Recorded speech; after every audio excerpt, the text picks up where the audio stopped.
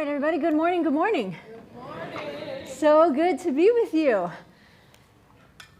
We are in week 4 of a 4-week sermon series on healthy conflict. Conflict is key.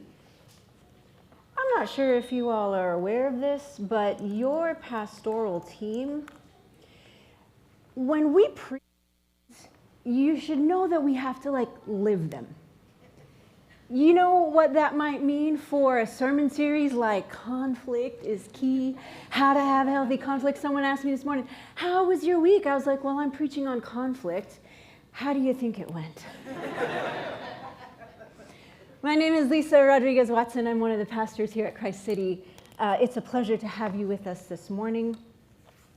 I heard a parable recently that I thought, that's actually really helpful. It's a parable that may be familiar to you. I'm going to have to scoot up because I'm feeling very squeezed here between the podiums. It's a parable that may be familiar to you. It's my first time hearing it. It's the lumberjack parable. Anybody ever heard the lumberjack parable? No? Okay, completely fresh audience. Awesome. The lumberjack parable goes like this. There were 2 lumberjacks who worked in the forest together, chopping down trees as lumberjacks do. Every day they started working at the same time, and they also quit working at the same time every day. Day in and day out, they chopped down trees in the forest. One lumberjack worked tirelessly, chopping and chopping and chopping and chopping, essentially without breaks. I mean, every now and again he would take a break. He was amazing because he just chopped tree after tree after tree. On the other hand, the second lumberjack would work very hard each morning and each afternoon, except that every single day he took a break for an hour. The really amazing thing is that at the end of the day, they had chopped the same amount of trees. Now, the busy lumberjack, he was too busy really to care about why they chopped the same amount of trees. He was just busy chopping trees. Until one day when he was like, every day you do the same amount of trees as I do, but you get an hour break. What do you do? And the wise lumberjack said, oh yeah, I take a break every day and I do something that's very, very important. And even more curious, the busy lumberjack was like, okay, so what's that really important thing? And the wise lumberjack said, I go away and I sharpen my axe. This series about healthy conflict is how we've been sharpening our axe. Now, don't get the metaphor wrong. We're not trying to chop each other down. What we're trying to do is take down things that keep us stuck in unhealthy patterns in our relationships, especially when it comes to conflict. Healthy community and healthy relationships really are critical aspects of our lives. So, like I said, we've been in this series on healthy conflict as a way of sharpening our axes. As followers of Jesus, we want others to experience the goodness and the love of God through us, and engaging in healthy forms of conflict is a way by which we do that. So let's continue to sharpen our axes of healthy conflict so that we can take down the things that would take us out in our good relationships. Every week, as we have done, I want to name that I'm a pastor. I'm not a therapist. So I have received pastoral counseling. I have received some therapy. I have an undergraduate degree in psychology. Anybody else in the room? You know that? Okay, good, 1. That might mean almost nothing. There are others who are more educated and informed in the fields of psychology and interpersonal relationships and conflict. One great example is Garden City Center. We're hosting that workshop tomorrow night. You should definitely sign up. It's on Zoom. If you've got the time, definitely take advantage of that. It's free, and it's a way of us providing a resource to you to help equip you to have healthy relationships. So You can RSVP on that, link that's there. Awesome. So I said we're in the fourth of 4 weeks of this series, Conflict is Key. We're rounding out today. The first week, Pastor Matthew reminded us that conflict holds the possibility of and an invitation to deeper intimacy. In fact, healthy conflict is a key to deeper intimacy because deeper intimacy is moving toward being fully known and fully loved. The second week of our series, we talked about boundaries, forgiveness, and reconciliation, 3 things without which relationships and community cannot be healthy, cannot be life-giving. Last week, Pastor Justin reminded us that the best way to engage in conflict in order to cultivate healthy relationships is to be healthy ourselves. Today, I'm going to focus on 3 principles for healthy conflict. As you know, they come from the book of James, just 1 verse, and actually that verse may not be about interpersonal conflict. When you read it in context, it's not describing a conflict that anybody had. But the thing about it is that I think that there is wisdom here for what we're talking about. So I went ahead and thought, yeah, we're just gonna tackle it with these 3 in that 1 verse. James, for a bit of context, is the author of the book of James, and James is believed to have been Jesus's brother. James has really interesting things to say throughout the book about what true religion is, about the importance of not just hearing something, but putting it into practice so that we can actually be free from things in our life that hold us back, that keep us, bound.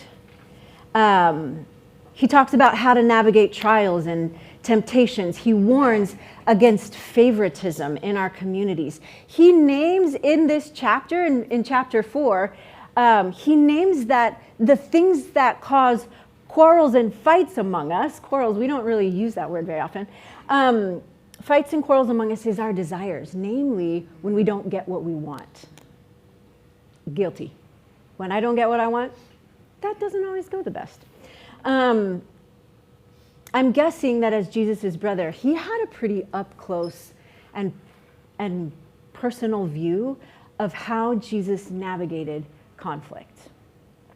So when he gives helpful principles like the ones that we're taking a look at today, well, I figure, let's pay attention. Let's take a deeper look. Before getting into the passage and its principles, I think it's important to give a little bit of context about my own growing up experience with conflict. My parents split up when I was 4, maybe, so I don't have a lot of memories of them being together and navigating through conflict. After they split up, there was a good deal of chaos and toxic conflict during my growing up years. My way of dealing with that was to try and keep everyone happy, to just kind of keep the peace. I would rarely make my needs known. In fact, as I think back on it, I'm like, did I even know what my needs were? Because I was so attuned to the needs of everybody else in my family. So I was actually like the easy one. That's how folks kind of referred to me. Problems never got to me. In fact, I remember taking real pride in my mom saying about me to someone one day, nothing gets to her. Like everything just rolls off of her back. She's so easygoing. Meanwhile, I was suffering from migraines as a 7-year-old kid. So it wasn't that easy, and things didn't just roll right off my back. I grew up fearing conflict, and as I got older, I avoided it as much as possible. And I am learning to outgrow that. That's an unhealthy way of navigating conflict and relationships. It's still a challenge for me, but I am more convinced than ever that healthy conflict can lead to better relationships and deeper intimacy. And I now have tools to help navigate through when things get tough. So that's a little bit about me. So back to the passage, James 1:19, it says this, "My dear brothers and sisters, take note of this. Everyone should be quick to listen, slow to speak, and slow to become angry. We'll take the 3 points, quick to listen, slow to speak, slow to become angry, one by one. And we'll talk first about what each of them is not. And I'm going to give you a little warning. At one point, I'm going to ask you for feedback. So I'm preparing you. We'll talk about what each of them is not, and then we'll talk about what it is. There are 3 things. So the first one is quick to listen. Everyone should be quick to listen. What it is not. All right, it's not simply hearing. All right, when my kids were little, I was the master of this. All right, if you've been around little kids who are verbal, you realize they have a lot of words. And they talk and they tell stories and they keep talking and talking and talking and talking and talking. And I was the master of simply hearing.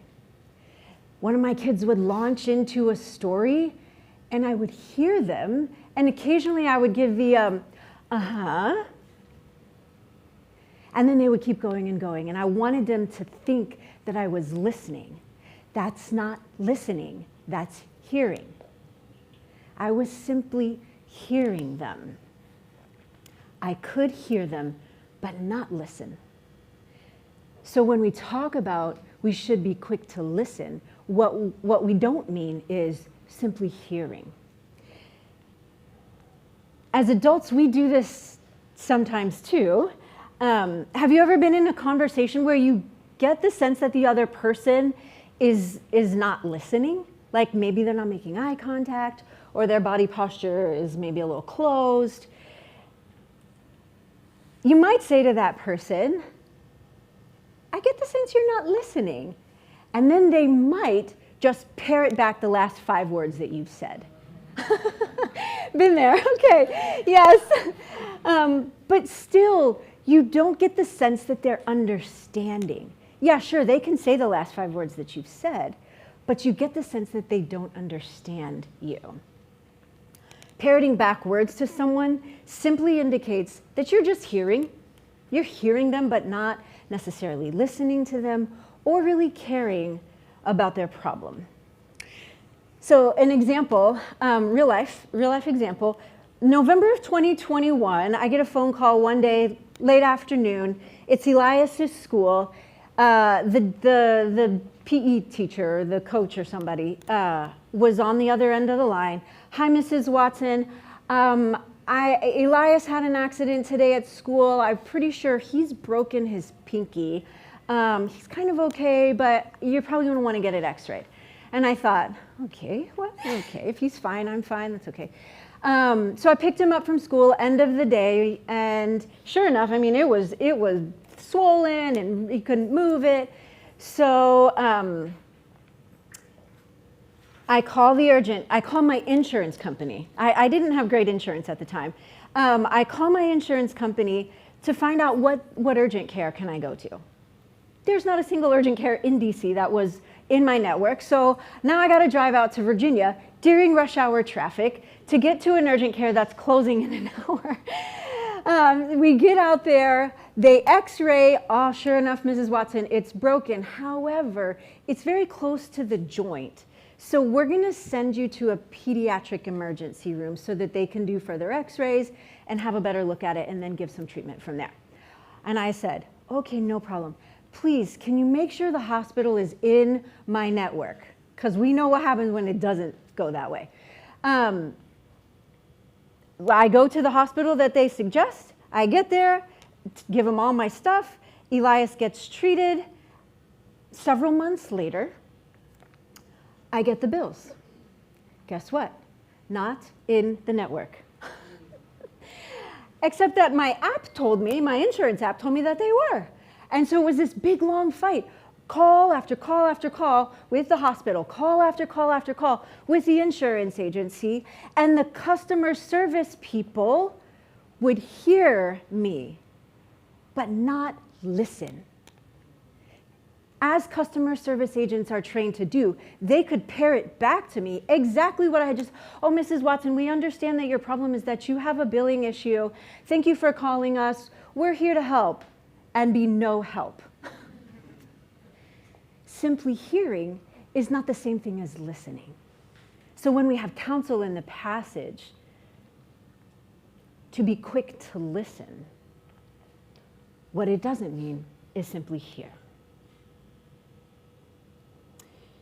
All right, here's another thing that it's not. You're in a conflict with another person, and they're explaining to you what they're so upset about. Quick to listen is not formulate your argument and wait for the opportunity to just launch back at them immediately. Some of you know what I'm talking about. I have been guilty of this at times, and I have to work to resist it, especially when my anxiety level is really high and I'm really worked up. I can hardly wait to get the next words out of my mouth, and I'm listening for the sound of silence so I know it's my turn to really go. Now, that's not my norm. I'm just going to say that's not my norm. I'm more of like a pullback, be real quiet, shrink. But I have had this experience, and I have had the experience, done to me. Quiet waiting and bidding our time and planning the next thing that you're going to say is not what it means to be quick to listen. I think that's more like be quick to plan your response. James doesn't offer us any such counsel about quick responses in this passage. What he instead encourages us to is to be quick to listen. So, well, if it's not simply hearing and it's not simply planning a quick response, then what is it? Well, I think it's probably best summarized as listening for understanding. Listening for understanding. I listened to a podcast called Managing Leadership Anxiety. It's on the Missio Alliance. I work for Missio Alliance.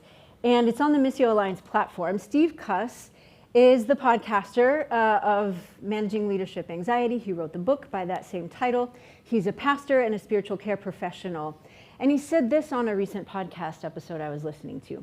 All people want is to feel seen, heard, and understood.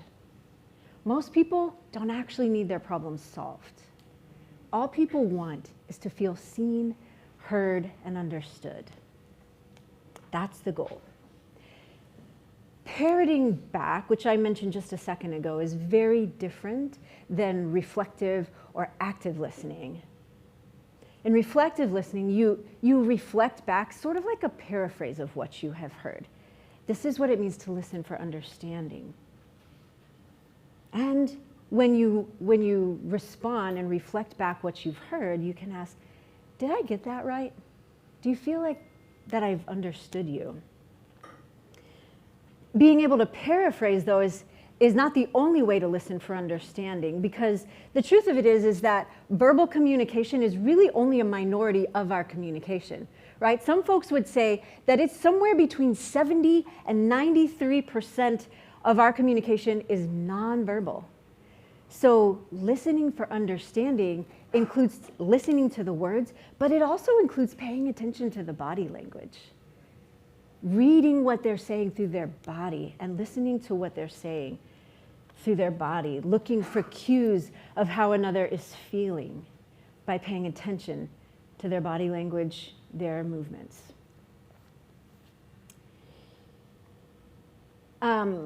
One of the practices that Matthew and I have when we're in conflict, which is almost never, and we're getting towards the end, we've made our way mostly through. One of the practices that we have is to ask the questions.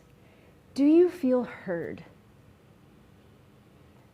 Do you feel understood? And then I recently heard of a third question that I think is also a really good tool. Is there anything more you'd like me to understand? Do you feel heard? Do you feel understood? Is there anything more that you would like me to understand? That's what it means to be quick to listen. Reflective, active listening, paying attention to the words, paying attention to the emotions and the body, and then asking, did I get it right? Do you feel heard? Do you feel understood? So that's the first principle, be quick to listen. The second principle is be slow to speak. All right? I warned you, I'm going to ask for your participation. What is be slow to speak not? Okay, so I'm looking for examples of what it's not. Be slow to speak. What is it not? Anyone? Avoiding expressing yourself. Avoiding expressing yourself. Excellent. What is it not? Interrupting. Excellent. What is it not? Quick solutions. Yes. Good. Good. Anyone over here? Say that louder. Giving a monologue. Giving a monologue. Yeah. Planning what you're going to say next. Planning what you're going to say next. Yeah. Slow to speak. No? Good singers, not good sharers in the sermon? It's okay. No problem. They took them all. Okay, here's what it's not. I think this one is funny, and it's funny, not funny. Let me say it real slowly for you so you understand. Not that. Really, don't do that. You will immediately insult and infuriate the person that you're in conflict with. So, highly do not recommend. What else is it not? Justin referred to this thing last week called turtling. I love that image where you just boop, come inside your shell. I'm protecting me. Like you minimize what Paul said. You don't express your emotions. You shut down. Try and conserve energy. Take on passive-aggressive behaviors like giving the cold shoulder or the silent treatment, sulking. These are things that slow to speak are not. We've experienced them. Maybe we're guilty of them sometimes. Maybe it takes a lot of energy for us to engage in conflict and not withdraw. That's typically me. But that's not what James wants us to know about what it is to be slow to speak. I polled the audience in my car the other morning when I was with Nate and Annalise, and I said, what do you think it is to be slow to speak? And Annalise came back with a really great response. She said, it's being thoughtful about your response. And I thought, yes, you're a very wise child. Another way to say it is to be not reactive. All right, I'm going to use that word a little bit here coming up. Now, can it be challenging? Yes. Can it be difficult? Yes. Is it okay to disagree? Of course. But the challenging and difficult things that we say in a conflict, it's always going to come across better if we say it with kindness and if we're motivated by love. So, another Annalise story. I don't think it was that same morning. I was in the car with her, and this was the last, believe it or not, the last week of DCPS. So she wanted to volunteer at her former school. She had asked previously, and I had said, I just don't think so. Things are a little tense over there, and I don't know how I'm going to get you there, and so on and so forth. So I had said no, essentially. But it was really important to her. The morning that she wanted to do it, the last day of DCPS school, I had already taken Nate for his driver's test, the road test. So that was an hour and a half, and then I'm driving him all the way up to school because I wasn't ready for him to drive himself, even though he already has his license. I took him up to school. She was in the car. Mom, can you, and this is we're talking, I live in Southeast Cleveland Park, okay? So that's a long ways away. Mom, can I volunteer at my school today? It's the last day of school. And I was like, boy, I can't. I've already done an hour and a half with Nate. Today is Elias's birthday, getting you home, getting you back, then going to pick you up. I have a meeting, I have a book club. I'm really sorry, I can't, Annalise. And Annalise is very persistent. Matthew was at the doctor, so we weren't sure when that was going to be over with. And I got to tell you, every single obstacle I put up in the way, she had a solution for. She's like, oh no, that's fine, I can figure that out. And she would present a solution. And truly, I became irritated. I was noticing my reactivity. My instinct was to just shut her down and tell her I was tired of her persistence. Stop asking. But instead, I paid attention to my emotions. I took a breath, and I found a way to say something that was positive. Annalise, I told her, you're a great problem solver. I admire that about you. The way that you're persisting tells me that this means a lot to you. I'm becoming tired, I told her, of telling you all the reasons why it can't work. Unfortunately, you're just not going to be able to do this today. I'm sorry. I know this is disappointing. Please stop asking and offering new suggestions. It was thoughtful, it was kind, it was clear, and there was some difficult stuff for her to hear in there. This is what it can look like to be slow to speak. The third principle for healthy conflict is to be slow to become angry. Again, what it's not, I thought this was a great image of what slow to become angry is not. It's coming.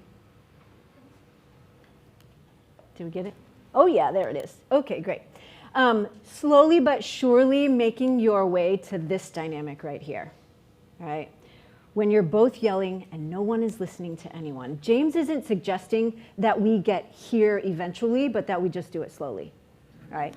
That's not it. This is an image of unhealthy conflict and is what we're actually trying to avoid. Slow to become angry is also not thinking that anger is wrong. My growing up years taught me that anger is wrong and bad because bad things happened when people got angry. Anger is not wrong. Anger is an emotion that has an important place in our lives.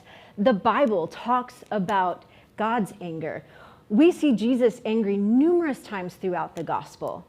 He calls religious leaders broods of vipers and whitewashed tombs.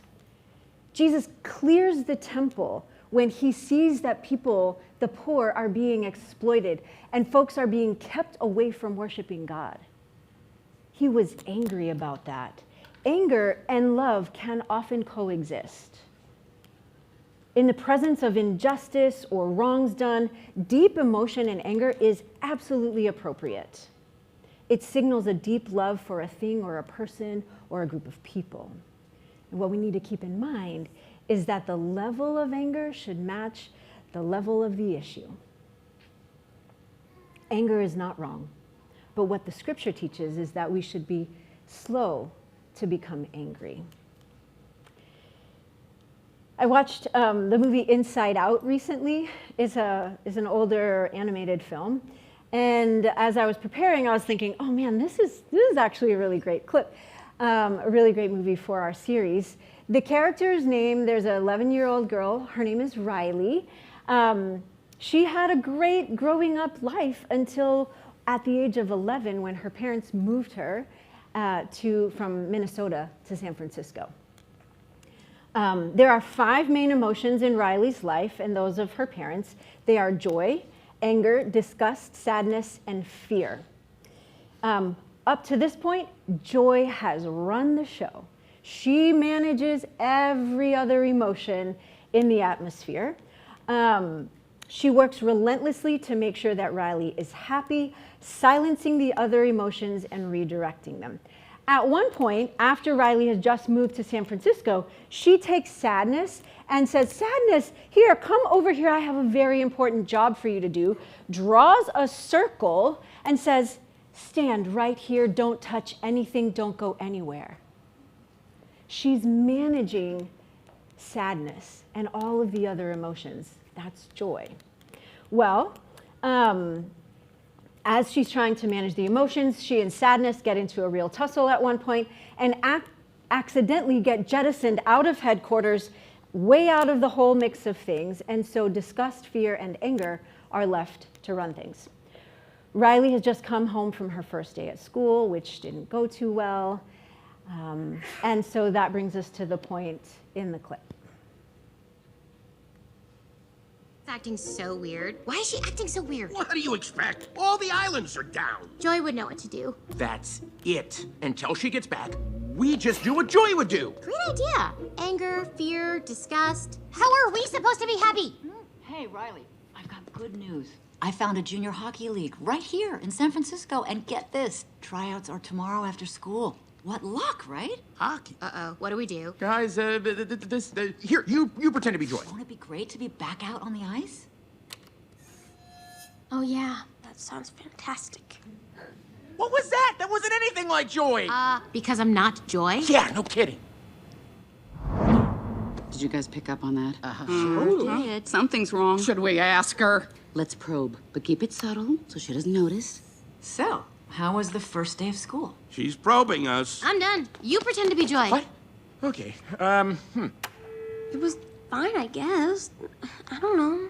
Oh, very smooth. That was just like Joy. Something is definitely going on. She's never acted like this before. What should we do? We're gonna find out what's happening, but we'll need support. Signal the husband. With a nice pass over the reed, comes across the right. Uh-oh, she's looking at us. What did she say? What? Oh, sorry, sir. No one was listening. Is it garbage night? We left the toilet seat up. What? What is it, woman? What? He's making that stupid face again. I could strangle him right now. Signal him again. Ah, so, Riley, how was school? Gotta be kidding me. For this, we gave up that Brazilian helicopter pilot? boo, I'll be Joy. School was great, all right? Riley, is everything okay? Sir, she just rolled her eyes at us. What is her deal? All right, make a show of force. I don't want to have to put the foot down. No, not the foot. Riley, I do not like this new attitude. Oh, I'll show you attitude. No. Stay happy. What is your problem? Just leave me alone. Sir, reporting high levels of sass. Take it to DEFCON 2. You heard that, gentlemen? DEFCON 2. Listen, young lady, I don't know where this disrespectful attitude came from. You want a piece of this, Pops? Come and get it. Yeah, well, Here it comes. Prepare the foot. Keys to safety position. Ready to launch on your command, sir. just shut up! Fire! That's it. Go to your room. Now.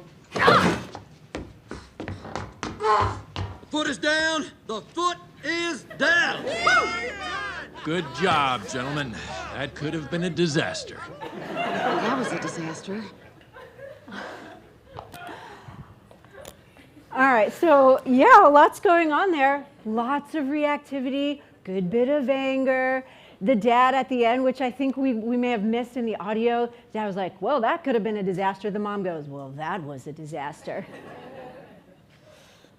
Lots of analysis could come from this clip, but what I want us to focus on is what it means to be slow to become angry. I have three things that I'm going to quickly share with you. And it comes from this Managing Leadership Anxiety, Steve Cuss, that I think will help us know what it means to be slow to anger. The first one is managing our reactivity. All right, managing our reactivity. The mom is picking up on Riley's reactivity. Hey, wow, that's different. Maybe we'll probe.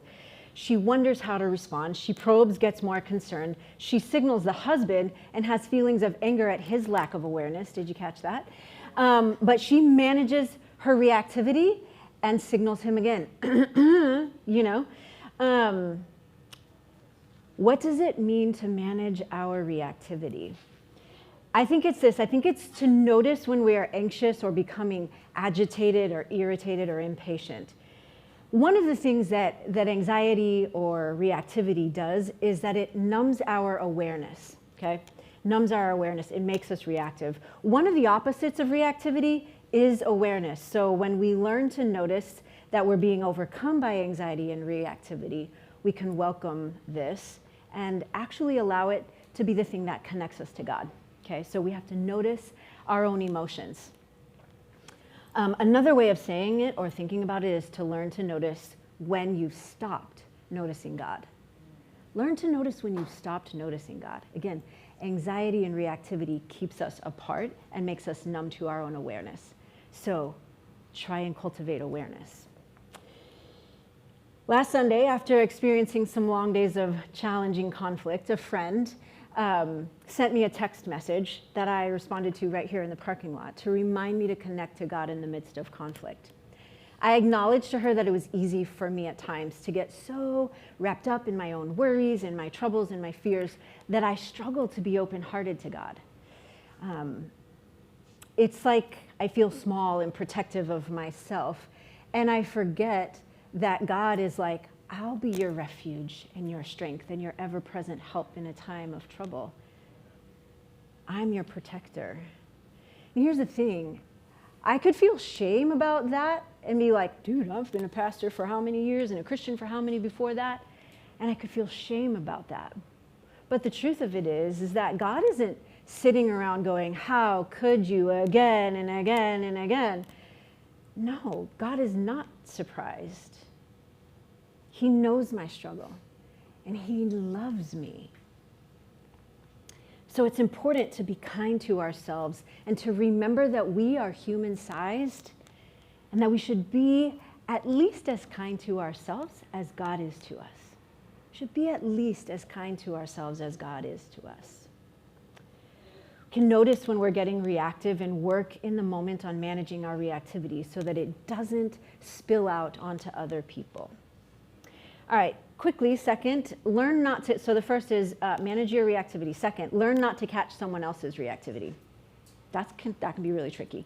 Riley and the dad, wow, reacting to each other big time, right? They were very reactive. Some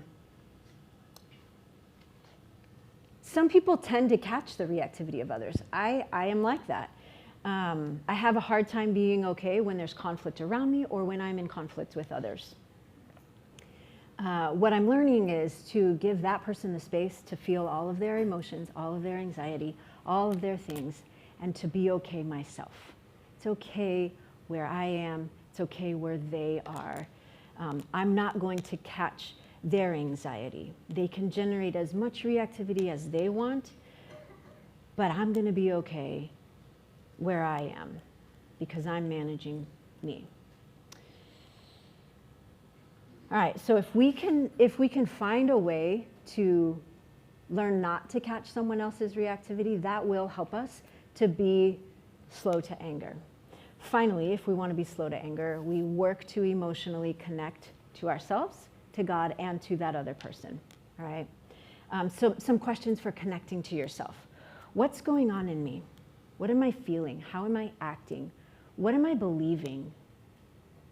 A way to be emotionally curious and connect to yourself is to ask a kind question. What assumptions have I caught? If you were present for our Truth and Lie series, I preached a whole sermon on like my biggest lie that I navigate, which is, I'm not good enough. And so when I am in a situation where someone has something that they want me to do or say or be, I immediately want to respond by bending towards them, bending to what they want, not necessarily because I want to be helpful, but because I can't stand the feeling of not being good enough. I'm bending towards their anxiety. And I have to know the truth. And the truth is that I can't be everything to everyone. God can be that. That's God's job, be everything to everyone. So it's important for me to tell the truth to myself, to recognize where this is coming from, and to understand the assumptions that I'm living into. And then, in that moment, then I can actually connect to God and remind myself, Jesus died so I don't have to worry about being good enough all the time. I can't be God in all things to all people. That's God's work. And I can say a simple prayer like, Lord, would you just remind me that you're here with me right now? Remind me that I don't have to manage anybody else. I'm here in your presence. I can acknowledge and hear you even in this really hard situation. And then the last thing is work to connect to the other person. I'm here with you. I know this is really hard. This is a hard conversation. We've been having hard conversations. I'm not going anywhere. and connect to that other person. It's a lot, folks. 3, 3, and 3. It's a lot. But I hope that it has been helpful. James gives us really wise counsel. Be quick to listen. Be slow to speak. Be slow to become angry. These are helpful principles for cultivating healthy conflict.